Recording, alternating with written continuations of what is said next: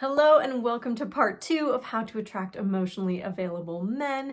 And if you missed the first video, I'm going to link it down below so that you can head there and watch that first. But otherwise, welcome. I'm excited to talk about this topic again because it's the most important topic I find for women who are dating for a committed relationship. Because emotional availability is where it's all at. That is really the question when you are dating a new person, is how available are they to connect with you emotionally. So we covered in the last video the beginning of this process, which I call feminine energy dating. Feminine energy dating makes it possible for you to attract the kind of people you want to be attracting, to check them for emotional availability before you get super attached and find yourself in an unhealthy attachment that's triggering you and sending you on a roller coaster. So in order to do this, you want to get into the feminine energy of being, receiving, and body-based awareness.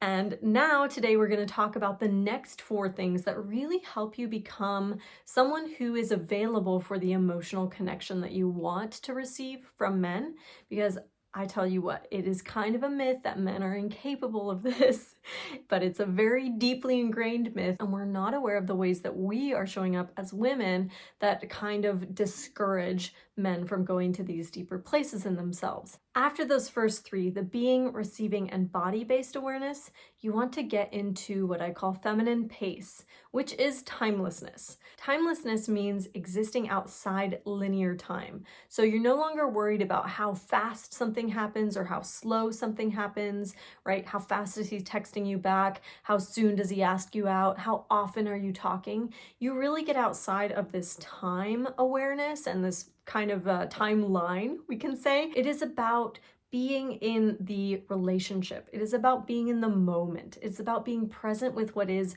right now, rather than trying to make things happen just now, and then just now, and then just now.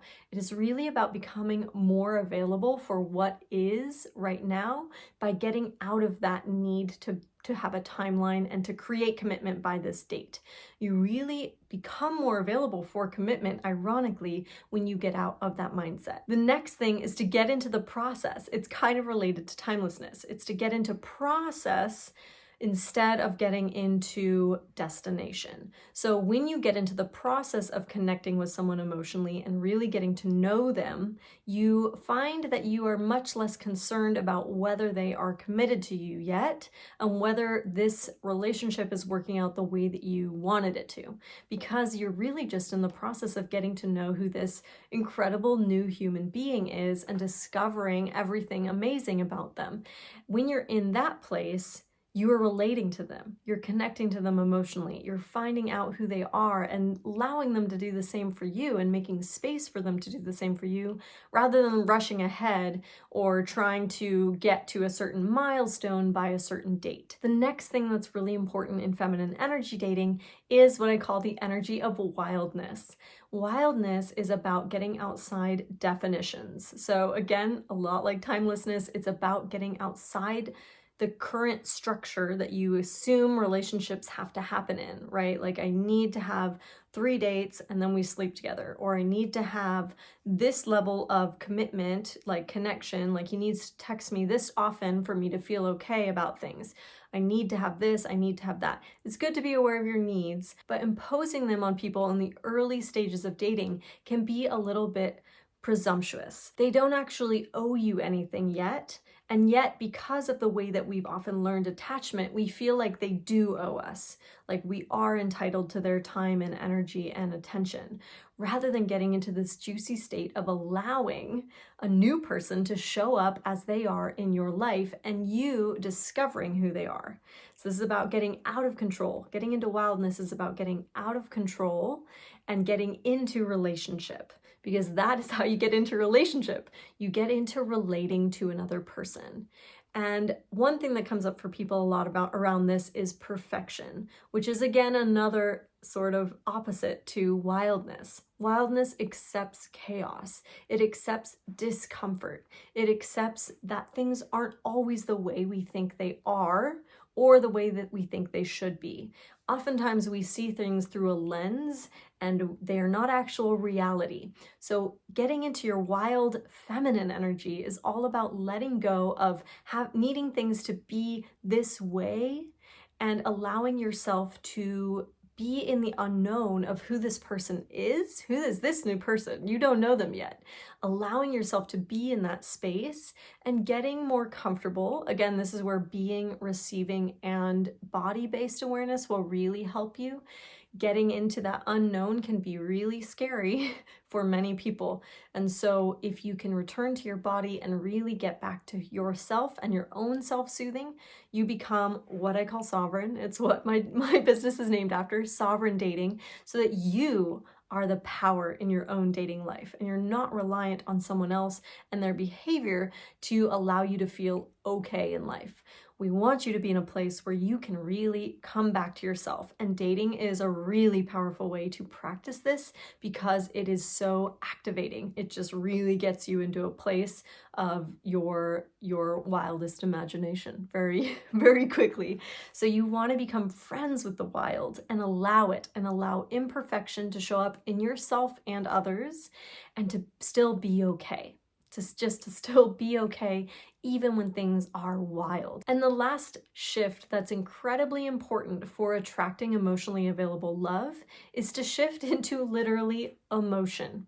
That's the most powerful one for an obvious reason, I hope, because that's where you find out whether you are emotionally compatible with this person. You can't fake it. You can't fake emotional compatibility. When you pay attention to the emotion, you are really getting into the relationship and the emotional availability and the emotional connection of what's going on between the two of you. Because it's not immediately obvious in every connection. And we often get really caught up on the logistics, again, about how are we texting, how are we meeting, where do we meet, how often do we do things? And instead of worrying so much about that and getting up again in that mental space of how is this all gonna work out, instead of needing to know and getting out of the unknown because you have to have certainty, the invitation of feminine energy is to really get into the emotion of getting to know this person, this brand new person that has a whole past that you don't know anything about, that has a whole way of relating to the world that you can't really understand. I can tell you, as someone in relationship, I probably will never understand the full landscape of my partner. That will never happen for me. And yet, if I can remain in emotion, in my own emotion, it allows me to have availability for his emotional experience of the world, which is very different from mine.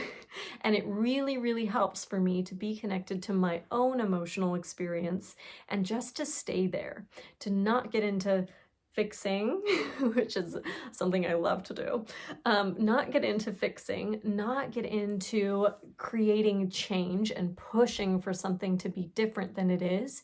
But if I can really get into the emotion of the moment, it helps move the moment to where I actually wanted it to go, which was intimacy and secure attachment. Those are the things that really lead to having an emotionally available relationship. That is it in a nutshell. That's the power of feminine energy dating. It's that being, the receiving, the process, the body-based, slowing down the pace, getting into your wildness, and being with the emotion. Those things are all going to change the way you date drastically. They will shift the way that you show up in a relationship. And if you are able to practice it, and again, it's a practice, it's not something you need to be perfect at. You can be in your wildness and just practice the heck out of these ideas instead of being a master and doing everything great. Then you actually are creating an amazing connection with men in general. You will find yourself able to create incredible connection with men around you.